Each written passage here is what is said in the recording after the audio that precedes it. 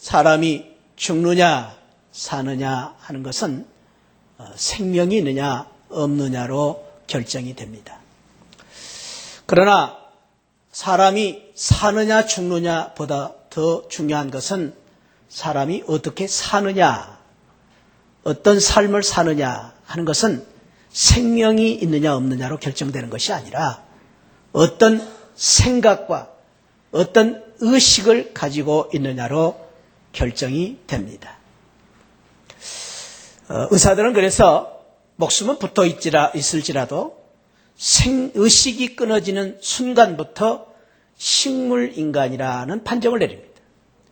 그 식물인간이 되면은 아무리 건강한 체구를 가졌든지 어떤 몸을 가졌든지 간에 생명은 있을지라도 타의적으로 기계를 통해서 호흡을 불어넣어줘야 살 수 있고 또 주사를 통해서 영양제를 보충해야 살 수가 있습니다.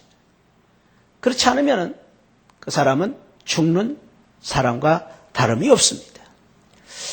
마찬가지로 우리가 살 때에 참 건강한 몸을 가지고 있다 할지라도 우리가 의식을 잃는 순간에 우리는 잠을 자게 됩니다.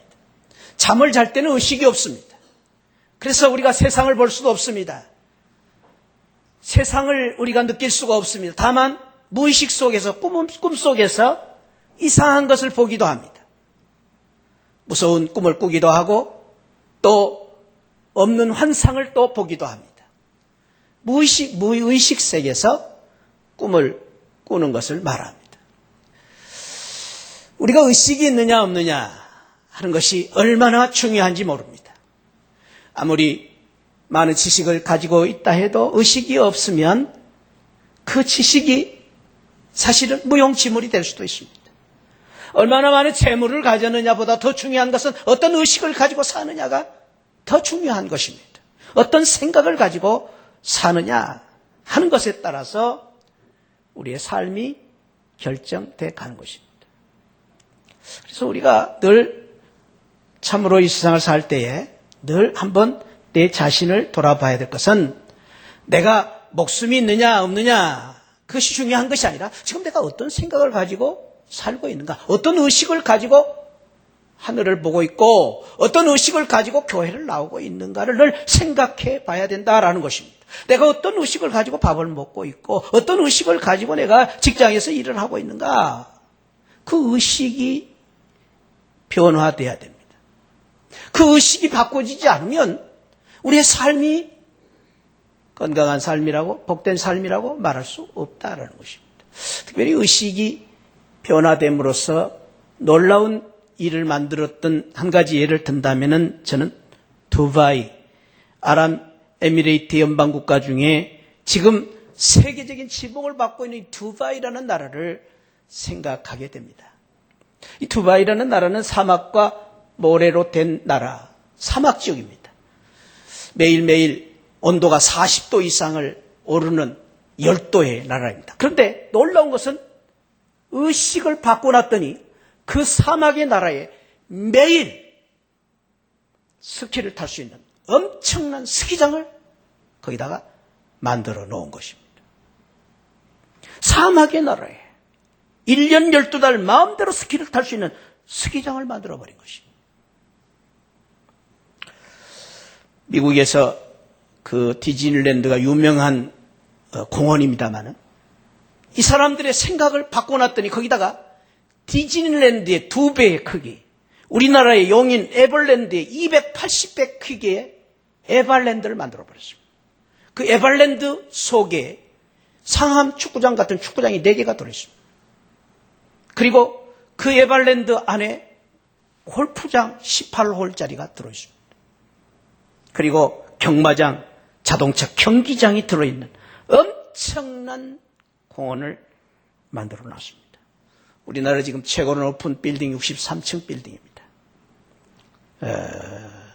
그 빌딩 250m 지금 높이인데 두바이는 그것의 3배인 800m의 고층 빌딩을 지금 짓고 있습니다. 우리나라 삼성이 짓고 있죠. 이 참으로 작은 나라, 우리 서울의 3배밖에 안 되는 나라입니다. 인구가 180밖에 안 된 나라입니다. 사막 지역입니다. 근데 지금 세계적인 최고의 도시로 만들어버리고 만 것입니다. 그 이유 중에 하나가 한 사람의 의식의 변화 때문에, 의식을 가지고 우리나라는 사막이 아니다라는 생각부터 시작해가지고 이 나라를 이렇게 바꾸어버린 것입니다. 우리가 할 수 있다. 우리가 이 도시 위에 세상이 깜짝 놀랄 만한 그런 도시를 만들 수 있다. 하는 생각의 변화. 그 생각을 가진 사람이 세이크 무하마드라는 58세 된 왕자입니다. 그 나라 왕자. 이 세이크 무하마드가 생각을 바꿈으로써, 의식을 바꿈으로써 이런 놀라운 일을 만든 것입니다. 물론 미국에 와서 공부도 해왔습니다. 왕자라는 권세도 가졌습니다. 그러나 세상은 그런 사람들이 수없이 많이 있지만은 생각을 하지 못하기 때문에 그런 권세와 그런 지식이 있음에도 불구하고 큰 일을 하지 못하는데도 이 세이크 무하마드는 그런 놀라운 일을 이룬 것입니다. 사람이라는 것이 어떤 의식을 가지고 사느냐 하는 것이 얼마나 중요한 것인가. 생각이 변화된다는 것이 얼마나 중요한 것인가. 의식을 변화시킨다는 것이 얼마나 중요한 것인가 한 예를 생각해 볼 수 있습니다. 우리가 어떤 사람이 되느냐, 어떤 일을 하느냐, 그것은 우리가 얼마나 실력이 있느냐, 우리가 얼마나 교회를 오래 다녔느냐, 그것으로 결정되는 게 아닙니다. 어떤 의식을 가졌느냐, 다른 말로 말하면 어떤 신앙을 가졌느냐로 결정된다라는 것입니다. 내가 어떤 신앙을 가지고 사느냐, 어떤 신앙을 가지고 예배를 드리느냐, 어떤 의식을 가지고 말씀을 듣느냐에 따라서 오늘 은혜가 달라질 수 있다라는 것입니다. 어떤 의식을 가지고 있느냐. 오늘 우리가 읽은 성경에 보면은 남다른 생각, 남다른 의식, 남다른 믿음을 가지고 기도의 불씨가 되었던 느헤미야에 대한 말씀을 소개하고 있습니다. 느헤미야는 불행한 시대의 사람이었습니다. 포로로 붙잡혀간 온 그 민족들이 포로 생활하고 있는 가운데 태어난 포로 2세입니다. 그는 천만 다행히도 오늘 보니까 그 바사 왕국의 수상궁에서 왕의 술 맡은 관원장으로서 일을 하고 있는 사람이었다. 이 직위는 당시에 이 왕들을 이제 독살하려고 하는 사람들의 그 적들이 많았기 때문에 그 적들이 가장 잘 쓰는 방법은 여러분들도 드라마에서 우리나라 사극을 볼 것 같으면 여러 번 보셨겠지만은 음식을 통해서 이 나쁜 사람들이 자꾸 왕을 살해를 하려고 합니다. 그 가운데 이 중동 사람들은 이 술을 많이 두는데 술 맡은 관원장, 그래서 이 술 시험을 합니다. 독이 들었나 안 들었나. 음식을 테스트를 하는 사람이 이 술 맡은 관원장입니다. 이런 술 맡은 관원장이 된다는 것은 왕이 끔찍이 아끼고 신임하는 그러한 신하 가운데 그 일을 맡기는 것입니다. 그런 면에서 이 술 맡은 관원장이 됐다는 것은 왕의 신임을 맡은 왕이 인정하는 최고의 권자에 앉았다, 출세했다라는 말입니다. 그는 얼마든지 혼자서 호의호식하며 그 권세를 누리면서 살 수 있는 사람이었습니다. 그런데 오늘 보니까 2절에 보니까 그 형제 가운데 하나인 하나니아라는 사람이 와서 일찍이 이제 포로 생활하다가 귀환해서 예루살렘에 돌아가서 그 예루살렘에 무너진 성벽을 건축하고 그리고 성전을 건축하는 자기의 동족들 가운데 그 동족들이 서로 교회를 세우고 하나님의 성전을 세우는 일을 하다가 그만 갈등이 생기고 그리고 그 성전을 세우는 가운데 지치고 피곤해서 낙심하고 좌절하고 그리고 그 성전을 세우는데 여러 방해하는 그러한 사람들 때문에 좌절하고 낙심하는 가운데에 성벽 공사가 중단되었다라는 안타까운 소식을 듣게 되는 것입니다. 자기의 민족 이스라엘 공동체, 오늘날로 말하면 교회가 어려움을 당했다. 교회의 성도님들이 좌절하고 낙심하고 신앙이 침체되어 가고 있고 참으로 안타까운 마음은 그 교회가 그렇게 큰 일을 해야 되는데도 불구하고 그렇게 큰 일을 하다가 중단되었다라는 안타까운 소식을 형제 하나님으로부터 듣게 되는 것입니다. 여기서부터 이 느헤미야의 생각이 이제 바꾸어지기 시작합니다. 거룩한 부담감, 거룩한 의식, 거룩한 사명을 가지고 자기 혼자 얼마든지 그 왕궁에서 호의호식하며 편안한 삶을 살 수 있는데도 불구하고 그 의식이 바꿔지니까 자기의 민족의 아픔과 자기의 동족의 안타까운 소식을 듣고 가만히 있을 수가 없어서 거기서부터 그는 그 의식의 변화를 통해서 기도의 불씨운동을 일으키는 것입니다. 기도가 되는 것입니다. 오늘 우리는 1장을 읽었습니다마는 느헤미야는 13장으로 되어 있습니다. 13장의 내용 가운데 12번의 기도가 나옵니다. 그래서 느헤미야서는 다른 말로 말하면 기도의 책이다라고 말할 만큼 기도가 많이 소개되어 있습니다. 한마디로 말해서 느헤미야는 기도의 사람, 기도를 통해서 참으로 위대한 역사를 만든 사람, 이렇게 소개할 수 있을 만큼 기도를 했던 사람. 그는 기도의 불씨가 되었던 그 기도의 불씨로 말미암아 놀라운 위대한 역사를 만들었던 사람이었습니다. 저는 특별히 오늘 이 느헤미야의 기도를 통해서, 기도의 불씨를 통해서 느헤미야가 어떤 기도를 했는가? 의식적인 기도를 했다는, 의식을 가지고 기도했다. 그래서 이 느헤미야의 의식 기도에 대해서 저는 같이 말씀을 통해서 한번 깊이 또 교훈을 받고 누리는 그런 귀한 시간을 갖기를 원합니다. 첫째로 이 느헤미야는 남다른 생각과 남다른 의식을 가지고 기도를 했는데, 첫째는 그는 신전 의식을 가지고 기도했습니다.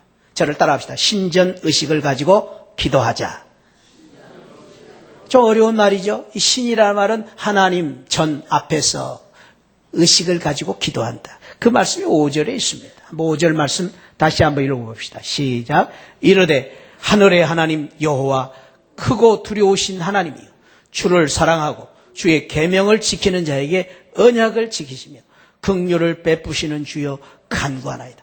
이게 이제 아주 중요한 말씀인데요. 느헤미야의 의식의 변화의 시초가 어디서부터 시작하냐? 하나님으로부터 시작합니다. 기도를 왜 하게 되느냐? 하나님으로부터 시작합니다. 왜 느헤미야가 기도해야 되느냐? 하나님으로부터 시작했다라는 것입니다. 이것이 이제 오늘 느헤미야로부터 배워야 될 아주 귀한 신앙입니다. 하늘에 계신 하나님, 그 하나님을 바라보고 기도한 것입니다. 우리가 기도할 때에 기도의 이유, 기도의 목표, 그리고 기도의 대상은 하나님이라는 것을 우리는 잊어버려서는 안 돼요. 그 의식이 강할수록 우리가 기도의 불씨가, 확고한 기도의 불씨가 될 수 있기 때문입니다. 어떤 하나님이십니까? 그 하나님 가운데 첫 번째 느헤미야의 의식은 하나님은 모든 문제보다 크신 The Great 하나님, 위대하신, 존귀하신, 높으신 하나님, 그레이트 하나님, 세상 우주 만물보다 더 크신 하나님, 그레이트 하나님, 이 세상의 모든 문제보다 더 크신 하나님.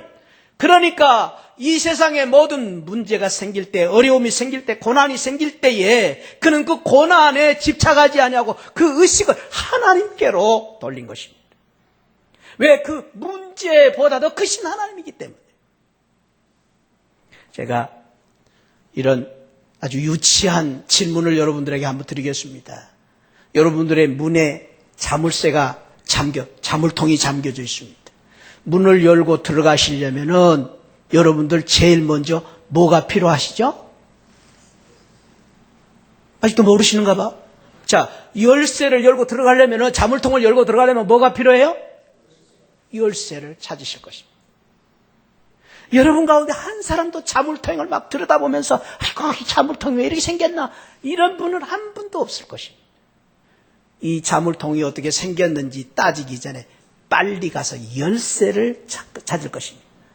그리고 누구나 할 것 없이 열쇠를 덜컹 열고 들어가면 되는 것입니다. 느헤미야의 기도의 방법은 바로 그것입니다. 문제보다 크신 하나님, 이 세상보다 크신 하나님, 우리의 환난과 고난보다 더 크신 더 그레이트 하나님을 바라보았기 때문에 그는 이 어려운 상황 속에서 의식을 바꿔서 하나님을 바라보신 것입니다. 그것이 바로 기도의 시초고 기도의 이유고 기도의 목적인 것입니다. 사랑하는 성도 여러분, 그렇습니다. 오늘 또 저와 여러분들이 기도해야 될 이유가 여기에 있고 저와 여러분들이 기도함으로 말미암아 누려야 될 귀한 축복이 여기에 있습니다. 기도는 모든 문제의 해답이고 기도는 모든 문제의 열쇠임을 믿으시기 바랍니다. 왜냐하면 기도는 하나님께 드리는 기도이기 때문에. 그래서 기도입니다. 저는 어렸을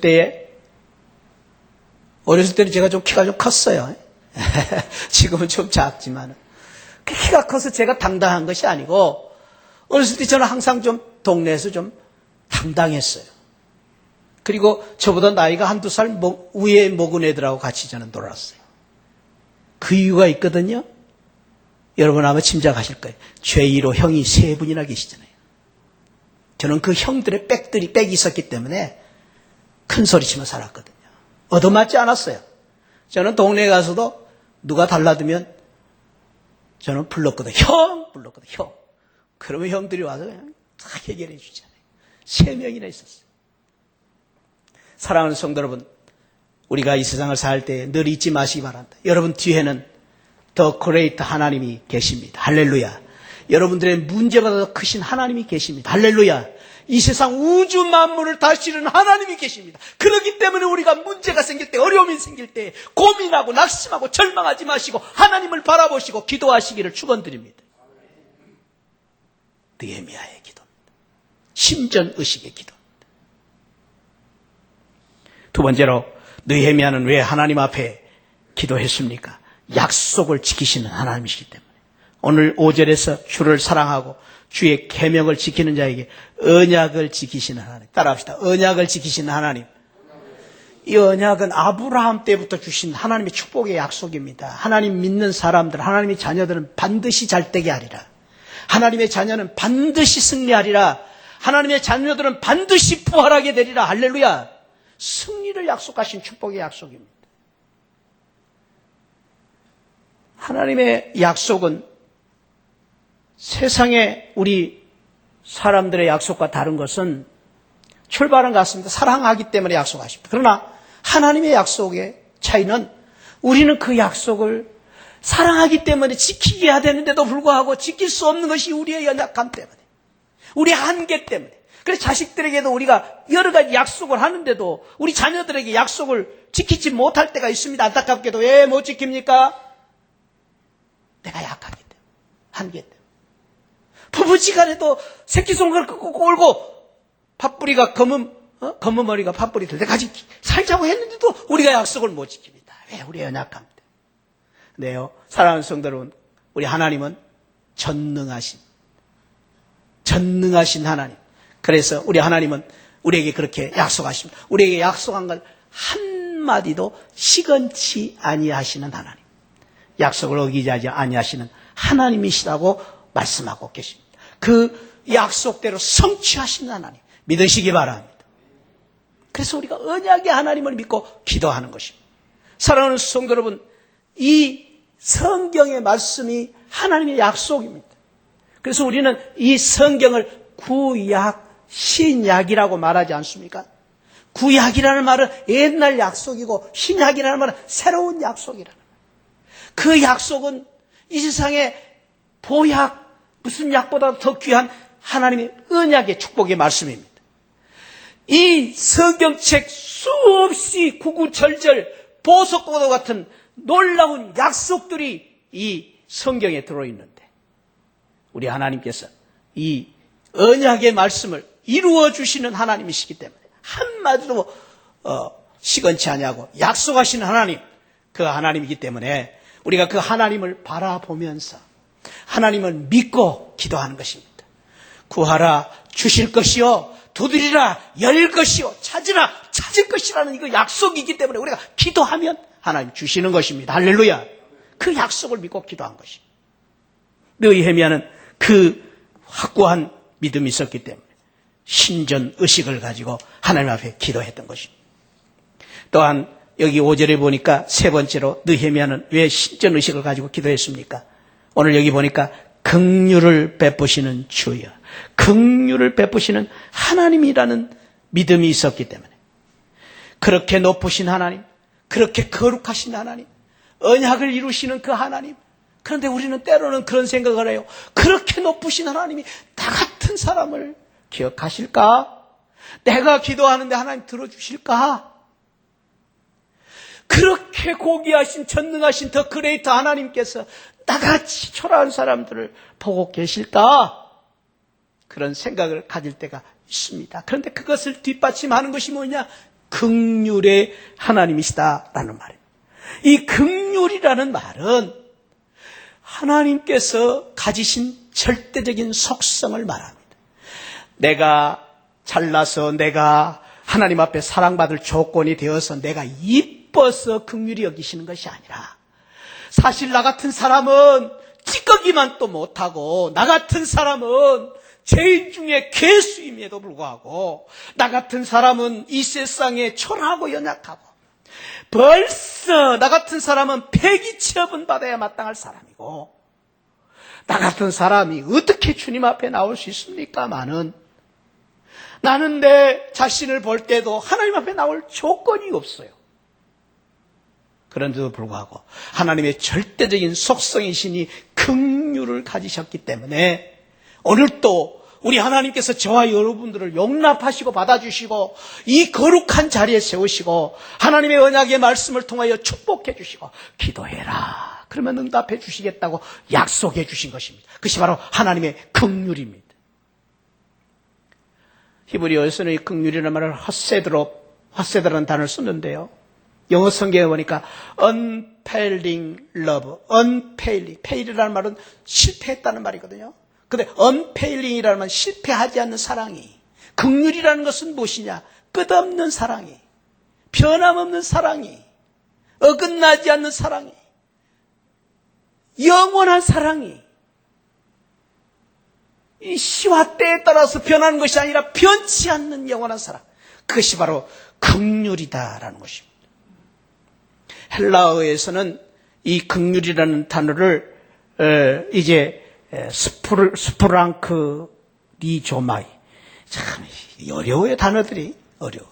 그런데 제가 이렇게 지금 일부러 여러분들에게 자랑하고 싶어서 그런 것이 아니고, 이 단어의 의미가 있어요. 스프링크라는 말은, 스프랑크라는 이 말은 내장이라는 말이에요. 내장. 그러니까 이 헬라 사람들은 이 생각을 많이 했던 사람, 철학을 좋아하는 사람들이잖아요. 언어 속에 다 철학이 있어요. 근데 이 사람들은 이 긍휼이라는 말을 내장으로 생각했어요. 우리도 사실은 깊은 사랑, 깊은 그 애정을 생각할 때는 가슴에 닿는다 그러지 않습니까? 가슴에 닿는다. 이게 정말로 깊은 사랑은 가슴에 있어요. 우리 자식들이 아플 때 우리 부모님들이 어디가 아프냐면 가슴이 아프잖아요. 왜? 사랑이 거기에 있어요. 그 깊은 사랑. 그러니까 이 헬라 사람들은 이 긍휼이라는 말을 내장이라고 그랬어요. 그러니까 하나님께서 우리를 사랑하시는 그 사랑은 저 속 깊숙이부터 우러나오는 사랑. 그런데 그 속 깊숙이부터 우러나오는 그 내면에 있는 사랑은 우리가 가장 연약하고 가장 우리가 상처를 받고 우리가 가장 힘들고 어려울 때에 우리를 가장 불쌍히 여기시고 오시는 사람, 그게 긍휼이란 말이에요. 그것이 하나님의 긍휼. 깊은 내면에 있는 사랑을 가지고 깊이 빠져서 어쩔 수 없는 우리를 불쌍히 여기시는 사람, 그것이 바로 긍휼이라는 말이에요. 그것이 긍휼이다. 긍휼이다. 느헤미야는 그 긍휼하신 하나님의 신전에서, 하나님, 나는 부족합니다. 나는 연약합니다. 내가 뭘 할 수 있겠습니까? 하나님, 우리 민족들은 지금 만신창이가 되었습니다. 지쳐 있습니다. 하나님의 일을 한다고 하던 저들이 서로 싸우고 난립니다. 용서받을 조건이 아닙니다. 그런데도 불구하고 이 느헤미야가 담대히 하나님 앞에 나아가 기도의 불씨가 될 수 있었던 것은 우리가 아니라 하나님 때문에, 하나님은 긍휼하신 하나님이시기 때문에. 그렇습니다. 사랑하는 성도 여러분, 오늘 또 저와 여러분들이 오늘 또 이 자리에 나와 또 하나님을 바라봐야 할 이유가, 또 우리가 기도할 수 있는 이유가, 우리가 또 쓰러지고 연약했는데도 불구하고 또 하나님을 바라봐야 할 이유는 하나님은 긍휼하신 하나님이시기 때문에. 할렐루야. 내가 아니, 하나님이 긍휼하시기 때문에. 하나님 자비로우신 하나님, unfailing love, 끊임없는 사랑을 가지고 계신 분이기 때문에.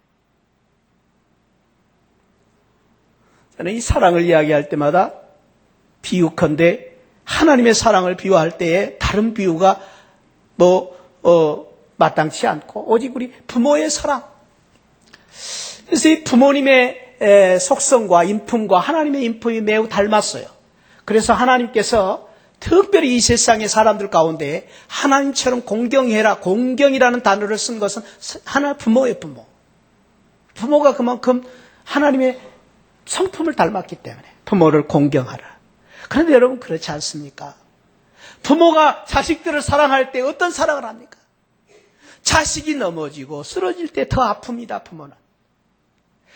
부모는 자식이 참으로 어려움을 당하면 당할수록 더 가슴이 아픕니다. 그래서 부모는 자식을 가슴에 품고 살지 않습니다. 자식이 아플 때 가슴이 찢어지는 것입니다. 그게 부모의 심정이에요. 우리 하나님도 그렇습니다. 사랑하는 성도 여러분, 오늘 또 저와 여러분들이 쓰러지고 자빠지고 넘어지고 참으로 어쩔 수가 없어요. 내가 만신창이가 되었어요. 내가 이런 상황 속에 어떻게 해야 될 것인가? 어디로 가야 될지 참으로 막막해요. 그럴 때 느헤미야처럼 오늘 신전의식을 가지고 긍휼하신 하나님 앞에 나아가 기도하는 저와 여러분들이 되시기를 바랍니다. 하나님이 저와 여러분들을 사랑하십니다. 우리가 100번 넘어져도 1000번 일으켜주시고 우리가 또 실패해도 하나님 우리를 또 사랑해 주십니다. 그것이 긍휼하신 하나님이십니다. 우리 새하늘교회 하나님, 우리의 하나님 긍휼하신 하나님이십니다. 할렐루야. 나의 하나님 긍휼하신 하나님이십니다. 할렐루야. 잊어버리지 마시고. 한동대학교 조준모 교수님이라고 계시는데 일찍이 카나다로 아버지를 따라 이민 가셨어요. 아버지가 카나다에서 목회를 하신 조영택 목사님 아들입니다. 이민 생활이 참 힘들고 또 많은 스트레스, 또 이제 그 아이들 사이에서 영어 때문에 스트레스 받고 처음에는 좀 방황도 하고 그랬습니다. 그러나 목사님 아들이니까 신앙을 회복하고 그리고 이제 참 하나님의 은혜를 다시 깨닫게 됐어요. 그가 결혼을 해서 아들을 낳았어요. 아들을 낳고 나서 그가 지은 시가 그의 생각이라는 시입니다. 그는 그 시를 이렇게 고백을 했습니다. 하나님은 너를 만드신 분이다. 너를 가장 많이 알고 계시며 너를 가장 깊이 이해하신단다. 하나님은 너를 지키시는 분이고 너를 절대로 포기하지 않으시며 너를 쉬지 않고 지켜보시는단다. 하나님은 너를 원하시는 분이시고 이 세상 그 무엇보다 그 누구보다 너와 같이 있고 싶어 하신 분이단다. 하나님은 너를 인도하신 분이시고 광야에서도 폭풍 중에서도 푸른 초장으로 인도하신단다. 그의 생각 셀 수 없고 그의 자비 무궁하며 그의 성실 날마다 새롭고 그의 사랑 끝이 없단다. 날마다 새롭게 하신 하나님, 긍휼의 하나님. 사랑하는 성도 여러분, 그렇습니다. 오늘 또 우리 하나님 이렇게 날마다 우리를 새롭게 하시고 폭풍 가운데 광야 가운데서도 우리를 푸른 초장으로 인도하시는 우리 하나님, 그 하나님 계시기 때문에 우리가 기도하는 것입니다. 그 하나님을 바라보면서 기도해야 되는 것입니다. 어렵고 힘들 때 문제를 바라보지 마시고 하나님을 바라보심으로 말미암아 느헤미야처럼 하나님 앞에 나아가 기도하는 저와 여러분들이 되시기를 주님의 이름으로 축원드립니다. 두 번째로는 느헤미야는 죄의식을 가지고 기도했습니다. 오늘 6절, 7절 말씀 한번 다시 보십시다. 한번 읽어봅시다. 시작. 이제 종이 주의 종들인 이스라엘 자손을 위하여 취하로 기도한다 그랬습니다.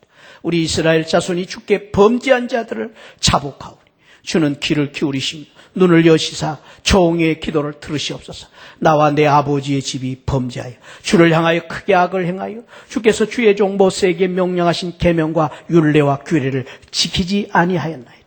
그러니까 이 느헤미야의 의식 기도는 다른 기도가 아니, 하나님 앞에 죄의식을 가지고 기도했어요. 근데 그 죄의식이 무엇입니까? 내가 죄를 지었습니까? 아니요. 나는 죄 진 거 없어요. 나 잘못한 거 없어요.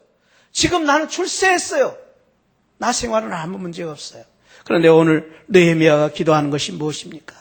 내가 주야로 기도하오니 우리 이스라엘 자손이 주께 범죄하였습니다. 하나님, 우리 백성들이 범죄했습니다. 우리 교회 성도님들이 지금 믿음이 나태해져 있습니다. 하나님, 우리 성도님들이 지금 우리 신앙생활을 제대로 못하고 있습니다. 그런 마음을 가지고 하나님, 내가 주의 종의 기도를 들으시옵소서. 내가 나와 내 아버지의 집이 범죄하였나이다. 그리고 기도하고 있는 것입니다. 내가 잘못했기 때문이 아니라 우리 민족의 아픔, 내가 잘못했기 때문이 아니라 우리 자식들이 잘못될까 봐 내가 회개하고 기도하는 것입니다. 내가 무슨 죄가 있습니까? 내 남편을 위해서 기도하는 것입니까? 내가 무슨 죄가 있어서가 아니라 내 아내를 위해서 기도하는 것입니다. 그냥 기도하는 것이 아니라 그 아픔과 고통과 실패와 실수를 껴안고 주님 앞에 자복하고 회개하고 기도하는 것입니다. 그것이 바로 죄의식의 기도입니다. 그런데 그 기도는 또 마찬가지입니다. 여러분, 우리가 잊지 말아야 할 것은 그 기도는 우리가 죄를 자복하고 기도하는 그 기도는 죄 때문에 기도한 것이 아닙니다. 제 말을 잘 들으세요. 죄 때문에 기도하지만 근본적인 이유는 하나님 때문에 기도하는 것입니다. 회개는요, 많은 분들이 그렇게 생각해요. 내가 지은 죄, 하나님, 내가 부끄러운 죄, 이 더러운 죄, 하나님 벗어버리겠습니다. 그걸 회개라고 생각해요. 그래요. 우리는 그렇게 해야 돼요. 내 속에 있는 더러운 죄, 무서운 죄, 부끄러운 죄, 그걸 떨쳐버리려고 애를 써야 돼. 눈물을 흘리고 회개해야 돼. 그러면 그것으로 끝나는 게 아니. 그것으로 끝났기 때문에 우리가 항상 또 그 죄를 짓는 거예요. 그 죄에서 벗어나지는 못해요. 그건 죄의 회개의 절반밖에 못하는 거예요. 여러분, 오늘 느헤미야의 회개, 자복의 기도는 그게 아닙니다. 그 더러운 죄를 벗어버릴 것으로 끝난 것이 아니라, 저를 따라합시다. 회개는 하나님께로 돌아가는 것이다. 할렐루야. 회개의 진정한 의미는 하나님 앞에 돌아가는 것입니다. 하나님 때문에 기도하는 것입니다. 나를 용서해 주신 하나님을 바라보고 나가는 것입니다. 그럴 때에 내가 죄로부터 완전히 해방되고 벗어날 수가 있는 것입니다. 느헤미야는 바로 그 하나님을 바라보았기 때문에, 그 하나님을 생각하기 때문에, 그 하나님을 바라보고 하나님 앞에 회개하고 기도한 것입니다. 그 기도는 무엇입니까? 하나님, 내 민족, 내 백성들이 죄를 지었기 때문에 내가 하나님 앞에 돌아갑니다. 나를 불쌍히 여기사 나 때문에 우리 민족을 살려 주옵소서. 내가 죄가 있어서가 아니, 내가 하나님 앞에 돌아감으로 말미암아, 내가 하나님의 의의 제물이 됨으로 말미암아, 내가 하나님 앞에 바로 삼으로 말미암아 하나님께서 나를 불쌍히 여기시고 나를 통해서 우리 민족을 구원하시고 새롭게 하시는 그 믿음을 가지고 자복하고 회개하는 것입니다. 저는 이번에 우리 새하늘교회가 저와 여러분들이 기도의 불씨, 느헤미야처럼 기도의 불씨가 될 때에 하나님 앞에 돌아가는 내 회개의 기도로 말미암아 내가 하나님 앞에 돌아가고 정말로 나를 처복종시키고 내가 하나님 앞에 낮아지고 내가 하나님 앞에 다시 새롭게 되는 나로 말미암아 내가 기도의 불씨가 되어서 우리 새하늘교회를 새롭게 만들고 부흥시키고 새하늘교회를 힘있게 능력있게 만들어가는 우리 기도의 불씨가 되시기를 주님의 이름으로 축원드립니다. 내가 변화되면 따라합시다. 내가 변화되면 가정도 변화되고, 내가 변화되면 교회가 변화되고, 믿으시기 바랍니다. 내가 하나님 앞에 돌아가는 거예요. 내가 잘못해서가 아니에요. 내가 죄를 지어서가 아니에요. 저는 이 회개라는 말씀을 생각할 때마다 생각나는 이야기가 있어요. 여러분이 아마 들으셨을 것입니다. 알렉산더 대왕이 세계를 제패하고 그렇게 큰 권력을 가졌던 그 알렉산더 대왕이 하루는 노예선을 방문하게 되었습니다. 노예들이 노를 젓는 배에 방문하게 되었습니다. 알렉산더 대왕이 그 배에 온다는 소식을 듣고 노예들은 알렉산더 대왕을 기다리고 있었습니다. 그리고 대왕이 오자마자 그들은 땅에 엎드려서 통곡을 하면서 알렉산더 대왕에게 호소합니다. 황제 폐하시여, 저희들은 너무나도 억울합니다. 저희들은 죄가 하나도 없는데 이렇게 노예로 끌려와서 이렇게 지금 살고 있습니다. 원통하고 분합니다.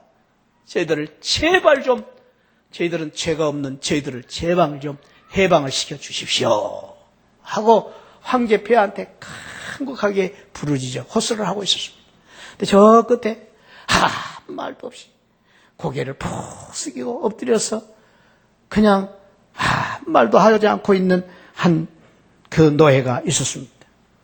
이상해서 그 난리구석을 벌리고 있는 그 노예들 속에서 아무 말도 않고 있는, 무릎을 꿇고 있는 그 노예에게 다가가서 알렉산더 대왕이 말합니다. 자네는 할 말이 없나? 그랬더니 그 애는 감히 얼굴 들지 못하고 황제 폐하시오, 저는 죄인입니다. 죽을 수밖에 없는 죄인. 저는 죽어 마땅한 죄인입니다. 저는 그래서 이 배에서 마땅히 노예로 일을 해야 될 죄인입니다. 여러분, 그 다음 이야기 어떻게 되실지 생각나시죠? 기대하시라 오후의 배, 그렇게 돌려버릴까요? 그때 알렉산더 대왕이 그렇게 말했다고 합니다. 여보라! 석방시켜라. 누구를? 저 죄수를 당장 석방시켜라. 왜냐하면 의인들만 있는 이 배를 저 죄수 한 사람 때문에 오염시킬까 무섭다. 그러니까 저 죄인을 석방시키도록 해라. 그래서 그날로 그 사람이 자기 집으로 갔다는 거 아닙니까? 이 이야기가 시사하는 그 의미가 있습니다. 저는 하나님 앞에 우리가 늘 쓸 때마다 그런 자세, 그런 의식, 그런 믿음의 고백이 있어야 된다고 생각합니다. 우리는 하나님 앞에 늘 죄인이고 하나님 앞에 늘 부끄러운 그러한 마음을 가지고 하나님을 바라볼 때, 하나님 앞에 나아갈 때 하나님은 우리를 용납하시고 우리를 받아주시고 사랑하시고 축복의 대열을 세우시고 그 기도를 들으시고 하나님께서 위대한 역사를 만들어 가실 것입니다. 느헤미야는 생각이 달랐습니다. 그 생각은 하나님의 신전의식을 가지고 그리고 죄의식을 가지고 하나님 앞에 기도함으로 말미암아 놀라운 기도의 불씨가 되어서 기도의 능력을 가지고 위대한 기적을 만들었던 느헤미야처럼 오늘 저와 여러분들이 생각을 다시 해보십시다. 우리가 뭘 해야 되겠는가? 이런 상황 속에서 문제를 보고 어려움 속에서 어려운 고난을 바라보고 낙심하고 좌절하고 통곡하고 비난하고 절망을 하고 앉아있을 것인가? 하늘에 하나님을 바라보며 하나님 앞에 나아가 느헤미야처럼 기도의 불씨가 되어서 기도할 것인가? 여러분들이 결정하십시오. 그리고 그대로 행하십시오. 느헤미야처럼 여러분들도 기도하는 신앙을 가지고 하나님 앞에 나가면 하나님께서 반드시 이 시대에 느헤미야처럼 여러분들을 쓰실 것입니다. 할렐루야. 느헤미야처럼 저와 여러분 통해서 위대한 역사를 만드실 것입니다. 우리 한 사람을 통해서 우리 교회를 새롭게 하실 것입니다. 우리 한 사람을 통해서 우리 가정을 축복하실 것입니다. 그런 위대한 놀라운 기도의 역사가 저와 여러분 통해서 함께 하시기를 주님의 이름으로 축원드립니다.